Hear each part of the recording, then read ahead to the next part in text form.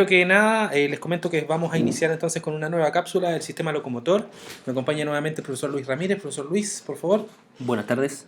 Ese fue el saludo del profesor Luis. Y antes que todo, obviamente queremos decir y agradecer por los comentarios que nos han dejado en la página del Facebook de la Escuela de Salud. Han sido buenos comentarios y espero que nuevamente que esta nueva cápsula venga a brindarles un nuevo apoyo a su gestión como alumnos del DUOC.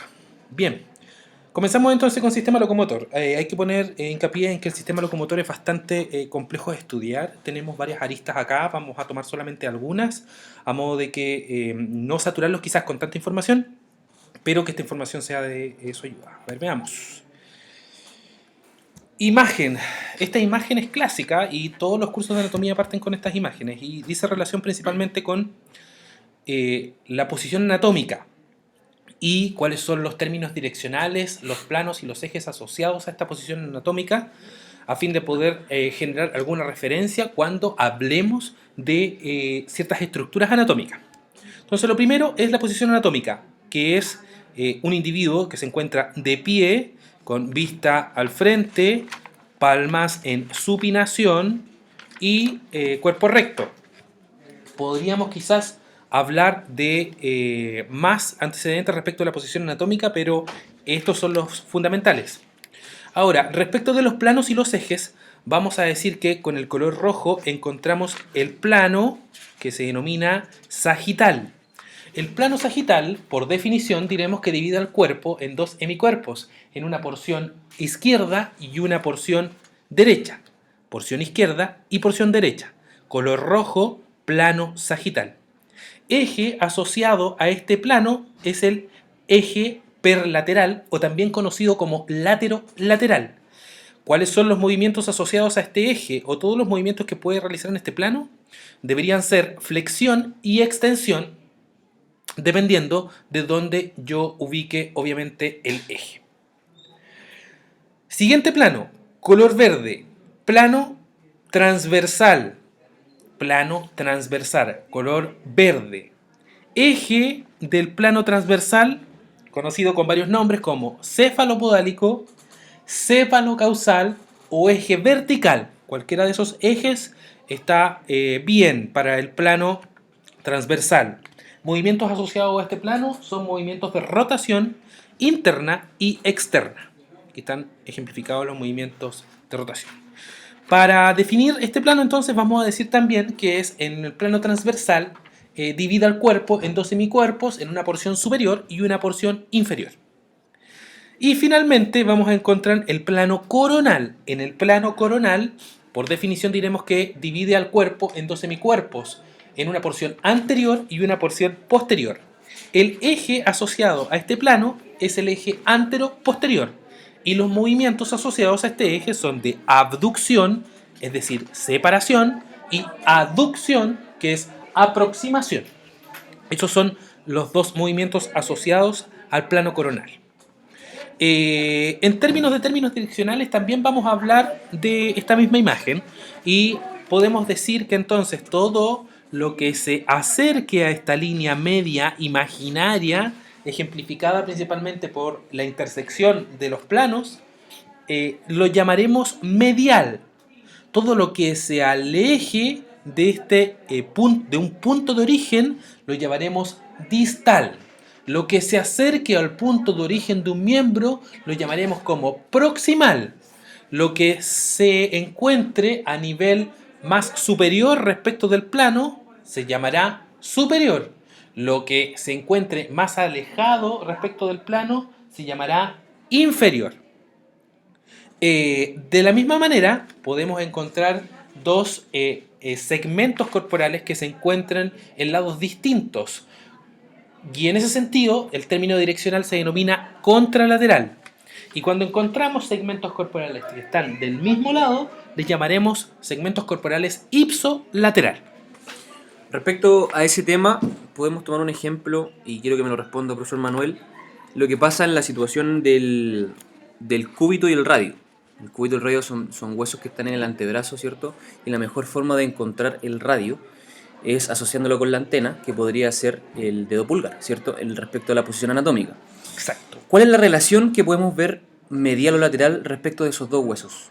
Bien, claro, el dedo pulgar en este caso podría identificar cuál, desde la posición anatómica obviamente, cuál es el hueso que se encuentra más hacia lateral o más hacia medial. Recuerde que medial es lo que se acerca a la línea media, lateral es lo que se aleja de la línea media.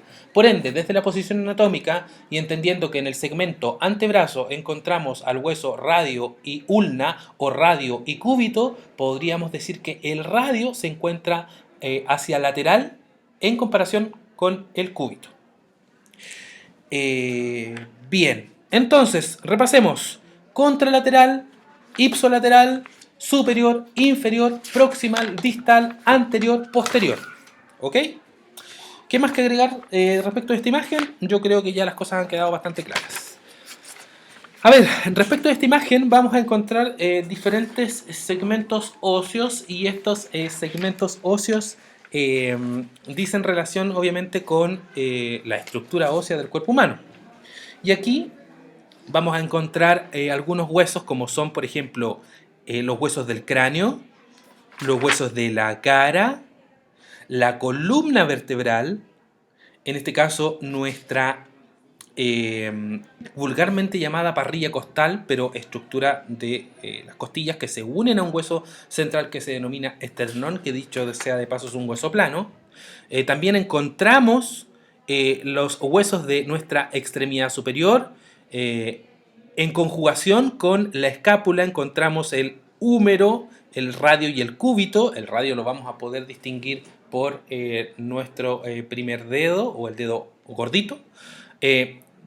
Además también en conjugación con la columna vertebral encontraremos los dos huesos coxales y el sacro formando la pelvis.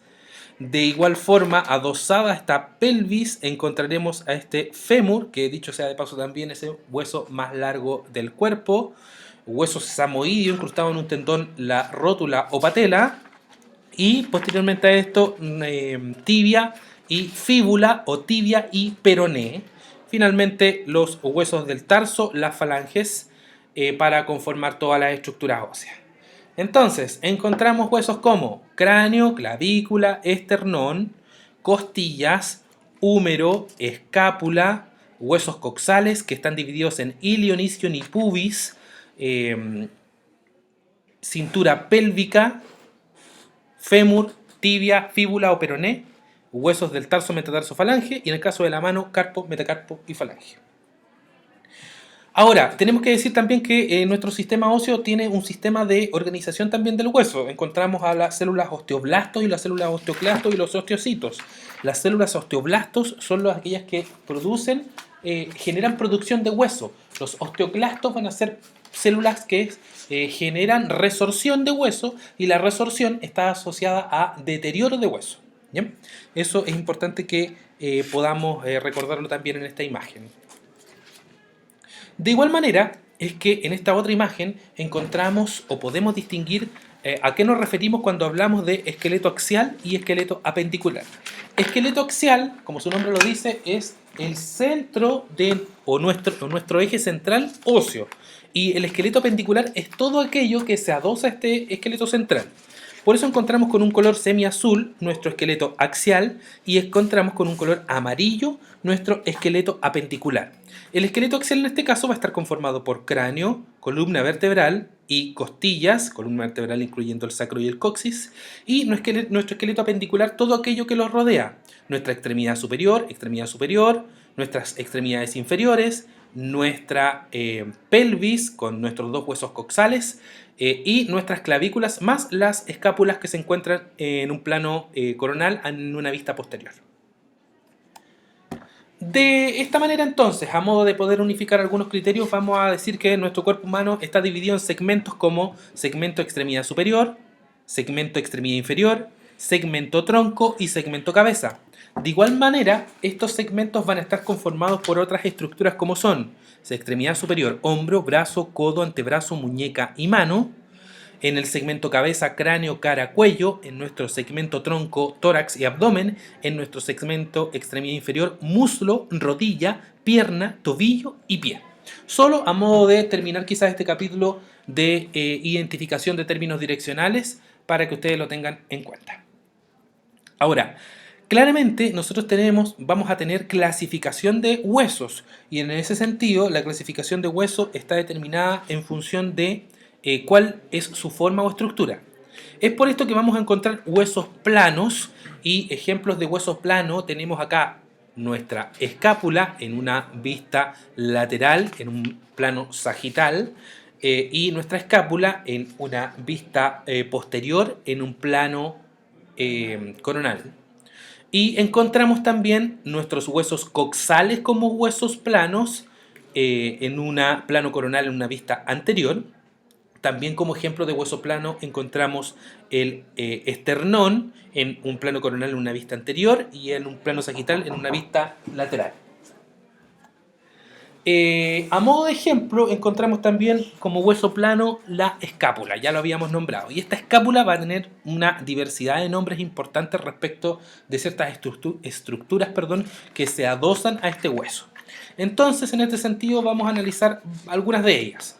Una de las importantes es este borde que se denomina borde vertebral. ¿Por qué borde vertebral? Porque limita con la columna vertebral. Y este borde que se denomina borde axilar, porque limita con la región axilar y la cavidad glenoidea. Respecto de huesos o fosas que encontramos acá, no es tan importante quizá en este momento poder analizarlas, pero sí les dejo esta imagen a modo que ustedes la puedan ver. Esta es una vista posterior. Vista posterior. ¿Por qué una vista posterior? Porque encontramos la espina de la escápula y la espina de la escápula siempre va a estar observada en una vista posterior en un plano coronal, ya que también esta espina de la escápula va a generar una extensión para conformar el acromion, y al conformar el acromion nosotros podemos generar o conocer la articulación acromioclavicular, que es una de las articulaciones del cuerpo humano. En una vista anterior, en un plano coronal, encontramos también una apófisis que se denomina apófisis coracoidea. Esta apófisis coracoidea es muy importante porque ahí vamos a insertar algunos músculos. Y la cavidad glenoidea. Recuerde que esta cavidad o fosa glenoidea es una cavidad que da origen a la articulación glenohumeral. Esta articulación glenohumeral en su interior tiene una estructura de fibrocartílago que se denomina rodete o labrum glenoideo, que su función principal es generar un espacio de coactación, un soporte a la articulación y posibilidad de movimiento en términos de circunducción. ¿Qué otra cosa más es importante? El húmero, en este caso, se va a unir con esta cavidad glenoidea a través de la articulación glenohumeral, y la clavícula finalmente también se va a unir a esta escápula a través de la apófisis del acromion, generando la articulación acromioclavicular. ¿Sí? Importante también es el ángulo inferior. Importante también en la fosa subescapular, donde encontramos el músculo subescapular. Si volvemos a la imagen posterior vamos a encontrar también dos fosas, una fosa supraespinosa y una fosa infraespinosa, donde encontramos los músculos supraespinoso e infraespinoso. Recordarles también que estos músculos van a formar lo que ustedes conocen como manguito rotador, que su función principal es eso, es generar circunducción y rotación. Y los músculos que conforman el manguito rotador van a ser el supraespinoso, el infraespinoso, el subescapular y el redondo menor. Bien, esta articulación respecto a la glenohumeral es la articulación conocida como el hombro, es la forma más sencilla de identificarlo. Y a modo de resumen de esta articulación, que se conforma básicamente por el húmero y la escápula. Perfecto. Avancemos entonces. Otro tipo de clasificación que encontramos es el hueso largo. Los huesos largos van a tener dos extremos óseos y estos extremos óseos se denominan epífisis. La epífisis que se encuentre más cercana al origen del miembro se denominará epífisis proximal y la más lejana se denominará epífisis distal. El segmento que encontramos en su lugar medio se denomina diáfisis. Recuerde siempre que entre la diáfisis y la epífisis, tanto proximal como distal, vamos a encontrar la metáfisis, que es una, denominamos placa metafisiaria, que es el lugar donde se produce este crecimiento de los huesos largos. Ejemplos de hueso largo, encontramos el fémur. Como ustedes ven en la imagen, tenemos muchos nombres. Los nombres importantes del fémur son entonces la cabeza femoral, el trocánter mayor con el número 74, el cóndilo lateral y el cóndilo medial. Todo esto que hemos visto lo hemos visto con esta imagen, que es una vista posterior. Ahora, desde una vista anterior también podemos encontrar estas estructuras, como son la cabeza femoral, el cuello anatómico, cuello quirúrgico, trocánter mayor, trocánter menor, con el número 49. Veamos si estoy en lo cierto. Sí, estoy en lo cierto, 49. También encontramos con los números 59 y 58 los cóndilos laterales y el cóndilo medial, que estos cóndilos articulan finalmente con la tibia a través de dos estructuras cartilaginosas, que son los meniscos, y eso en términos generales respecto del fémur. Bueno, respecto a los huesos largos, también cabe destacar que en esta estructura, o en este tipo de estructura de huesos largos, como venía diciendo, es muy importante porque aparte de todo el soporte y en función del sistema locomotor, también cabe destacar la importancia que tiene que ver con la fabricación de sangre dentro de estos huesos largos, ya que aquí está la médula ósea roja, en donde se fabrica, como le venía diciendo, la sangre. ¿Ya? Perfecto. Veamos otro ejemplo de hueso largo. Tenemos también el húmero. El húmero en este caso va a tener también otras estructuras como son la cabeza humeral, el cuello anatómico, el cuello quirúrgico, un troquíter y un troquín. La fosa coronoidea, los epicóndilos laterales y medial, obviamente, desde una vista posterior y también desde una vista anterior. El troquíter también se denomina tubérculo mayor, en el caso de que en algún momento lo puedan encontrar por ahí con algún nombre que indique que en el húmero existe un tubérculo mayor. El tubérculo mayor es el troquín, y entre el troquín y el troquíter vamos a encontrar esto que se denomina corredera bicipital, que es por donde pasa la porción larga del bíceps también, y podríamos hablar un poquitito de eso más adelante. Este es otro ejemplo de hueso largo. Otro ejemplo de hueso largo es el radio, con su cabeza del radio, cuello del radio, tuberosidad bicipital, que es donde se inserta el músculo bíceps, y las apófisis estiloides, que dan origen a la articulación entonces de la muñeca, dan origen a la muñeca principalmente, y origen a que los huesos del carpo se puedan articular con estas dos estructuras, que es el radio y cúbito. Radio o cúbito, sí, pues radio y cúbito, perdón. Cúbito o ulna, eso era lo que venía, por eso me enredé. Tenemos entonces la cavidad sigmoidea mayor, la apófisis coronoidea y las apófisis estiloides, que son los nombres más importantes para este tipo de hueso largo. Recuerde que solamente hemos puesto estas diapositivas a modo de que usted conozca algunos nombres que son los más importantes, pero también conozca la clasificación y algunos ejemplos de hueso largo solamente. Hueso sesamoideo, la rótula o patela, vamos a encontrar otros huesos sesamoideos, pero el más importante en este caso es la rótula o patela, que está ubicado a nivel de la rodilla. Ya, cabe destacar también una función muy importante de la rótula, que generalmente los huesos sesamoideos funcionan como palanca a nivel muscular. Eso también es muy importante identificar. Perfecto. Huesos irregulares. No hay más ejemplo más claro que las vértebras. Las vértebras tienen estructura muy irregular, por ende son catalogados como huesos irregulares, y este es el ejemplo de ello. Para huesos cortos encontramos los huesos metacarpianos y las falanges. Metacarpianos y falanges. Falange proximal, medial y distal. Falange, falangina, falangeta, también llamado con literatura antigua.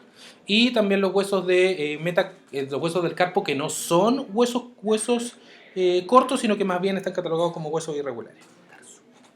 En el tarso también vamos a encontrar huesos cortos, como son los huesos metatarsianos y las falanges, también proximal, medial y distal, exceptuando también el primer ortejo, primer dedo, el dedo gordito, que tiene solamente dos falanges. tanto a nivel de la estructura de la mano como del pie.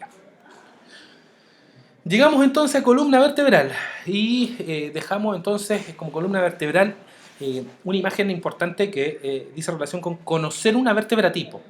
Y una vértebra tipo la conocemos con una imagen que está ubicada aquí a la derecha, o vértebra tipo también con una imagen ubicada al lado izquierdo. Por ejemplo, con el número 1 vamos a encontrar el cuerpo vertebral, con el número 2 vamos a encontrar el arco de la vértebra, con el número 3 y 4 vamos a encontrar las apófisis, y las apófisis son los lugares donde se genera la articulación. Con el número 5 y 6 vamos a encontrar 5 y 6, perdón, las apófisis que son transversas. 7, apófisis espinosa. 8, 9, los pedículos, que son las regiones donde finalmente se unen todo este arco posterior de la vértebra con el cuerpo vertebral. Número 10 y 11, las láminas que dan origen a esta espina. ¿Okay? Y la misma imagen de la izquierda, pero ya ejemplificada en una estructura, está aquí. Y encontramos el cuerpo vertebral, los pedículos, el agujero o foramen nutricio, que es por donde en este caso pasan nuestra médula espinal para extenderse hasta el resto del cuerpo. Vamos a encontrar las apófisis transversas, vamos a encontrar las superficies articulares o apófisis articulares, hay una carilla también, dependiendo de la región donde está ubicada esta vértebra, donde tenemos la apófisis para la articulación de las costillas, y la apófisis espinosa. Importante que usted recuerde entonces que una vértebra tipo tiene un cuerpo vertebral, un pedículo, apófisis transversa y apófisis espinosa. Y foramen nutricio, obviamente. Ahora, si tenemos que hablar del número de vértebras, vamos a decir que los seres humanos vamos a encontrar 33 vértebras, de las cuales 7 son cervicales, 12 son dorsales o torácicas y 5 son lumbares. Ahora, entre sacro y coxis también vamos a encontrar vértebras que, según la teoría de la evolución, fueron fusionadas, y encontraremos entonces 5 vértebras sacras y 4 vértebras coxígeas. Ahora, importante es entender que dependiendo de las vértebras vamos a encontrar diferentes formas dependiendo de la zona en donde las ubiquemos. Recordemos también que el número final de vértebras de un adulto son 24, como ya dije, 7 cervicales, 2 torácicas y 5 lumbares. Ahora, dependiendo de la región donde esté ubicada esta vértebra, vamos a encontrar entonces vértebras cervicales, vértebras lumbares y vértebras dorsales con el número que ya indicamos. Como se puede dar cuenta, en cuanto a las vértebras cervicales encontramos un cuerpo vertebral que es un poco más pequeño, no es tan grande, el soporte de peso tampoco es tan importante. La diferencia que tenemos entre una vértebra cervical y una lumbar es que existen forámenes que se llaman forámenes transversos o agujeros transversos. También nuestra apófisis espinosa no es tan grande, por ende generamos espacio para que esta vértebra no aumente su tamaño debido al peso que debe soportar. Tenemos una vista lateral también de esta vértebra, donde identificamos el cuerpo vertebral, las apófisis transversas y la apófisis espinosa, que es pequeña como dije. Lejos de lo que se cree, las columnas cervical, las 7 vértebras cervicales no generan tanto movimiento. Adelante. Nuestra vértebra lumbar, a diferencia de la vértebra cervical, como usted la puede observar en una vista lateral, tiene un cuerpo vertebral un poco más elevado, un poco más grande, necesita generar mayor absorción de peso, por ende, en este sentido, encontramos un cuerpo vertebral un poco más macizo. Y finalmente, nuestra vértebra dorsal, con todos sus anexos, si nos comparamos entonces las vistas laterales ahora a nivel cervical, dorsal y lumbar, encontramos que la vértebra lumbar es mucho más grande, necesita soportar mayor cantidad de peso y claramente tiene mayor movilidad. La columna lumbar va a tener mayor movilidad que la columna dorsal, la columna dorsal va a tener menos movilidad, mayor movilidad que la cervical, y finalmente la cervical tiene menos movilidad que las otras dos regiones de la columna. Bien, a modo de resumen de lo que habló Manuel, hay que considerar las 7 vértebras cervicales, las 12 vértebras dorsales, las 5 lumbares, y junto a ellas podemos clasificar como 24 vértebras móviles. De las fijas son entre 9 y 10, destacando lo que hablamos al inicio de la fusión de las vértebras coxígeas, que pueden ser 4 o 5 dependiendo del sujeto. Bien. Esta imagen entonces nos va a mostrar también las curvaturas normales de la columna. Vamos a hablar de dos curvaturas normales, que es la lordosis y la sifosis. Y es así como vamos a encontrar una lordosis cervical, una sifosis dorsal, una lordosis lumbar y una sifosis sacra. No creo que tengamos que interiorizar un poco más en este tema, debido a que ya estos temas han sido tratados con anterioridad. Esta imagen nos muestra nuestra columna vertebral en un plano sagital, con los ángulos de cada una de las regiones, que no son importantes para estos efectos, pero sí y volver a graficar cuáles son las lordosis cervicales y la sifosis torácica y sacra. O sifosis dorsal, también lo pueden encontrar de esa manera. Ahora, las primeras dos vértebras son las únicas dos vértebras que reciben nombre. La primera vértebra que usted observa acá es el atlas, y la segunda vértebra que usted observa es el axis. El atlas va a tener dos carillas articulares entonces, que son ovaladas, y finalmente terminan articulando con los cóndilos occipitales del hueso occipital. Y el axis, su característica principal que tiene un proceso odontoideo o proceso odontoides, que genera que el atlas pueda generar una rotación en torno a los movimientos rotatorios que podemos generar con nuestro cráneo a través de los cóndilos del hueso occipital. Articulaciones. Bien, en términos de articulaciones podemos encontrar articulaciones que se pueden clasificar según su tipo. Y en ese sentido, según su tipo, vamos a encontrar articulaciones fibrosas, articulaciones cartilaginosas y articulaciones sinoviales. Fibrosas, por ejemplo, entre la tibia y peroné, radio y cúbito. Articulación cartilaginosa, ejemplo, sínfisis del púbica, sínfisis importante en el proceso de parto, en este caso de la mujer, tiene poca movilidad. Y la sinovial, según tipo, y en la clasificación de articulación sinovial vamos a encontrar bastantes elementos como superficies articulares, cartílago articular, una cápsula sinovial y tendones y ligamentos que confieren estabilidad. Según el grado de movilidad, vamos a encontrar articulaciones sin artrosis que no generan movimiento, como por ejemplo las suturas del cráneo. Vamos a encontrar hacia su lado derecho articulaciones denominadas anfiartrosis, y estas generan movilidad reducida. Y finalmente encontramos articulaciones diartrosis, y estas articulaciones en diartrosis tienen movimiento. Ahora, si es que nos centramos solamente en la diartrosis, vamos a encontrar una amplia gama de clasificaciones, como son las enartrosis, que tienen un segmento en esfera. Los movimientos asociados a la enartrosis son separación, aproximación, flexión, extensión, rotación interna, externa y finalmente la circunducción. En términos también de clasificación en diartrosis, encontramos la articulación artrosis o artrodia, que tiene superficies planas, su movimiento es de desplazamiento. También encontramos la articulación troclear, que genera un segmento en polea, lo que genera también movimientos de flexión-extensión. Encontramos también articulaciones trocoides. Estas articulaciones trocoides tienen un segmento cilíndrico. Si hablamos de segmento cilíndrico, recuerde la cabeza del radio. Genera rotación interna y externa. También encontramos articulaciones en encaje recíproco o en silla de montar. Los movimientos asociados son de separación, aproximación, flexión y extensión.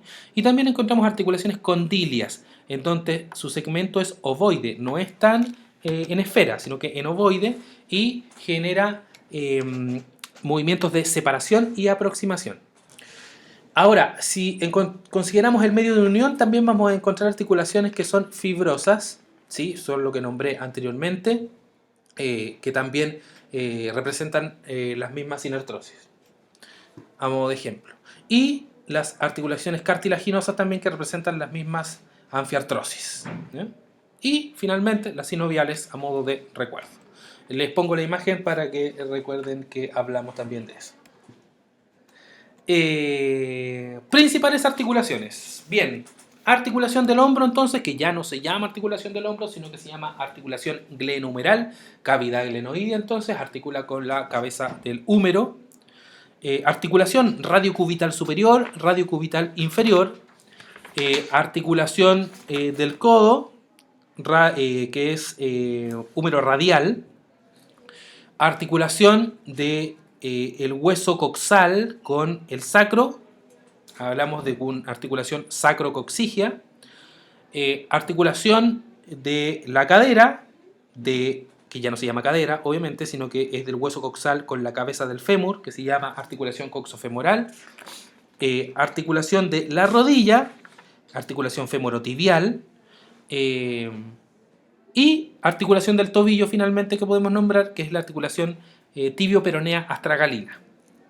Estas son las principales articulaciones que ustedes deben conocer en términos de lenguaje técnico respecto del nombre de articulación. Sistema muscular. Cuando hablamos de sistema muscular, principalmente vamos a distinguir tres tipos de músculo, o tres tipos de categorización de músculo. Vamos a hablar de la musculatura lisa, que no presenta estriaciones, sus fibras son mononucleares, genera movimiento involuntario, y finalmente la terminamos encontrando en las paredes de los órganos. Cuando hablamos de mononucleares, existen núcleos celulares, hubo solo un núcleo celular y se expande finalmente el tejido. Aquí observamos, por ejemplo, un corte transversal de una arteria, en donde vamos a encontrar diferentes partes de esta arteria, principalmente conformada también por músculo liso. Cuando hablamos entonces de que es mononuclear, encontramos este ejemplo que ustedes ven en su lado derecho. Ahora, si hablamos del músculo cardíaco, también vamos a decir que presenta estriaciones, en este caso sí presenta estriaciones. La fibra también es mononuclear, una fibra muscular tiene solamente un núcleo. Las fibras cardíacas van a estar unidas mediante discos intercalares. El movimiento es involuntario nuevamente, es controlado a nivel del nervio vago por el sistema nervioso. Y esta fibra muscular se encuentra exclusivamente en el corazón, por eso se llama fibra muscular cardíaca. Y el músculo esquelético, finalmente, a través de todas sus estructuras, vamos a encontrar diferentes partes. Entonces, profesor Luis, no sé si me puede ayudar con esto un poquitito. Sí, hay diferentes, en esta imagen se pueden ver diferentes tipos de membranas que depende de la estructura a la cual esté envolviendo. Por ejemplo, la estructura que podemos ver acá, que es el epimicio, es la membrana que envuelve completamente al músculo. Si seguimos bajando a nivel de estructura, ¿cierto? Podemos encontrar ya al perimicio, que envuelve a nivel de fascículo muscular. Finalmente ya estamos hablando de fascículo, ¿cierto? Y este fascículo se encuentran todas las células musculares, donde ya encontramos a nivel de endomisio, ¿ya? Entonces, epimicio, que es la membrana ya más externa, perimicio, una membrana intermedia, y una membrana interna que vendría siendo ya el endomisio. Bien, entonces, como dijimos, teníamos la estructura más pequeña e ínfima de como yo digo, trozo de jamón, que es la miofibrilla, y la miofibrilla va a estar conformada por un montón de sarcómeros. Estos sarcómeros, por definición, diremos que es la unidad básica y estructural de la miofibrilla y finalmente del músculo esquelético. Antes de seguir con el sarcómero, quisimos poner esta imagen, a objeto de poder entender que el sistema nervioso es quien se preocupa, en este caso, de generar la contracción muscular, y necesitamos que todas estas fibras nerviosas lleguen hasta el músculo. Por ende, necesitaremos sí o sí una estructura que se denomina placa motora o uso neuromuscular, a objeto de que pueda recibir este potencial de acción o impulso eléctrico y podamos finalmente generar la contracción muscular gracias a la liberación del neurotransmisor acetilcolina y acetilcolinesterasa para la liberación de las sustancias químicas que ustedes ya conocen a nivel del músculo para poder producir la contracción muscular. Entonces, dicho sea esto, vamos a tener que interiorizarnos un poquitito en el sarcómero, en términos bien generales, eso sí. Diremos entonces que el sarcómero va a estar compuesto por filamentos de actina, miosina y troponina, que son 3 proteínas contráctiles del músculo y se encuentran a nivel del sarcómero. El ejemplo más claro, quizás este ejemplo es lo que ustedes han visto con mayor detalle, pero el ejemplo más claro quisimos poner debido a que vamos a identificar diferentes estructuras en un sarcómero. Una banda A, una banda Z, una zona H. Y el ejemplo más claro es que los filamentos de actina se van a desplazar sobre los filamentos de miosina. Este individuo que se encuentra acá representa la miosina. La actina está representada por estas dos estructuras que se acercan finalmente a la miosina, que se refiere principalmente a la banda Z, para generar la contracción. La banda A siempre va a ser constante, tanto en la relajación como en la contracción. Entonces, dicho esto, también tenemos que mencionar que nuestros músculos trabajan en par vamos a hablar de un músculo agonista o determinaremos que un músculo se denomina agonista cuando realiza la acción y denominaremos también que se denomina antagonista cuando delimita la acción. Y finalmente, cuando la acción es contraria, el antagonista va a pasar a ser agonista y el agonista va a pasar a ser antagonista. También en ese movimiento, solamente para ejemplificar, vamos a encontrar músculos que se denominan músculos sinergistas. Y los músculos sinergistas son los que son secundarios al movimiento de agonismo y antagonismo. También los músculos sinergistas son considerados o denominados como músculos fijadores. Ahora, en términos musculares vamos a encontrar mucha estructura muscular. Esta imagen que está acá es solamente para que usted conozca los segmentos musculares más importantes como deltoides, bíceps. En el segmento antebrazo encontraremos flexores en un plano coronal en una vista anterior y en un plano coronal en una vista posterior encontraremos los extensores. Aquí hay un montón de músculos que no vienen al caso en este momento para poder nombrarlos. Sí tenemos en un plano coronal en una vista anterior el recto abdominal, pectoral, bíceps braquial, ya lo habíamos dicho, y en un nivel más interno vamos a encontrar el músculo braquial. En extremidad inferior encontraremos músculos isquiotibiales, que es un grupo de músculos semitendinoso, semimembranoso, bíceps femoral, que los vamos a hablar en detalle en un ratito más. Y también el músculo gemelo, que en realidad no se llama gemelo, sino que más bien se llama gastrocnemio. En una vista anterior también encontramos a nivel del segmento pierna el músculo tibial anterior. Ya, respecto a esto, como decía el profesor Manuel, obviamente vamos a ver algunos músculos más detallados porque son más grandes y son más importantes. Pero también he sabido que para el examen debe considerar, obviamente, estos músculos, como les decía, más importantes, los movimientos que realiza en cada articulación. Por ejemplo, si hablamos de isquiotibial, tenemos que considerar que es un músculo biarticular en donde participa a nivel de cadera, a nivel de extensión y a nivel de rodilla, a nivel de flexión. También tenemos, por ejemplo, cuádriceps, muy importante en la extensión de la rodilla. Tenemos, por ejemplo, el psoas, que participa en la flexión de la cadera. Tenemos el glúteo mayor, que participa en la extensión de la cadera. Entonces, como ejemplo, lo que le decía, que deben considerar estos músculos como los más importantes a la hora de preparar su examen a nivel de articulaciones. Perfecto. Recuerde que estos videos están grabados en función de poder ayudarle a usted a su examen final.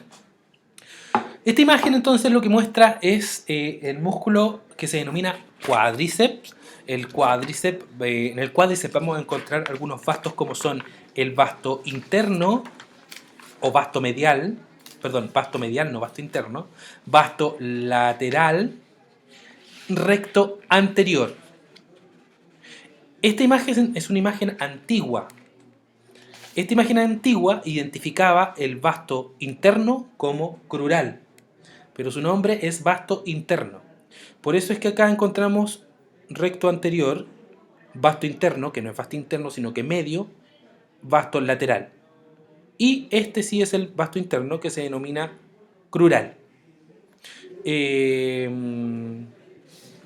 Músculo importante también del cuádriceps es el sartorio, que se encuentra por acá, y este músculo pequeñito, que es el tensor de la fascia lata, que se inserta a través de un tendón que se llama tracto iliotibial o de Maciat. Del mismo segmento muslo, pero en una vista posterior, encontraremos los músculos músculos que conforman el grupo isquiotibial. Y aquí encontraremos el músculo semimembranoso, el semitendinoso y el bíceps femoral, que es la porción corta la que usted ve acá, y la porción larga o la cabeza larga del bíceps femoral es la que está acá. Importante también encontrar el maximus gluteus, que es el glúteo mayor, y el glúteo medio, que se encuentra por acá. Siguiente imagen para bíceps. El bíceps vamos a dividirlo en dos porciones, en una cabeza larga y una cabeza corta. La cabeza larga pasa a través de la corredera bicipital del húmero y se inserta en el tubérculo supraglenoideo de la escápula. Y tenemos la otra porción, que es la cabeza corta del bíceps. ¿Okay? Importante esta imagen para indicar que debajo del bíceps encontraremos en término direccional denominado interno el músculo braquial. Aquí dice braquial anterior, pero no hay un braquial posterior, así que le llamaremos braquial. También en ese segmento encontramos el músculo tríceps, y denominado tríceps braquial. Este tríceps braquial tiene una cabeza larga y una cabeza lateral y una cabeza medial. Entonces encontramos tres partes del tríceps, por eso su nombre, tríceps. Funciona como agonista y antagonista en el movimiento de flexión y extensión de codo. Otro músculo importante es el deltoides, y el deltoides podemos encontrar una porción anterior, una porción medial o media y una porción posterior del deltoides. Implicancia importante en la aducción y abducción de la articulación glenumeral. Tenemos también, por último al parecer, el músculo gastrocnemio, y el músculo gastrocnemio va a tener una porción medial y una porción lateral. Identificamos también el tendón calcáneo o el tendón de Aquiles, y en un nivel más superficial vamos a encontrar el músculo sóleo. Bien, entendemos que quizás esta cápsula haya sido un poco más densa, un poco más extensa, sin embargo quisimos abarcar lo más posible dentro de los pocos minutos que nos permite una cápsula. Profesor Luis, no sé si tiene algo que agregar. Sí, le encargo, muchachos, ojalá que lo coloquen en los comentarios de Facebook. Hay situaciones que probablemente nos equivocamos. Estamos grabando en vivo y en directo, así que por favor, y también que les va a servir como tarea o como preparación para el examen, que coloquen situaciones que primero le entraron duda, y segundo, si hay de frentón hay algunos errores que les van a servir a los otros muchachos para seguir revisando el material. Eso, muchachos, que estén muy bien. Ya pues, que estén muy bien. Entonces los invitamos a dejar su comentario y a que nos indiquen cuáles son las dudas que quizás puedan aparecer, y que nosotros en la siguiente cápsula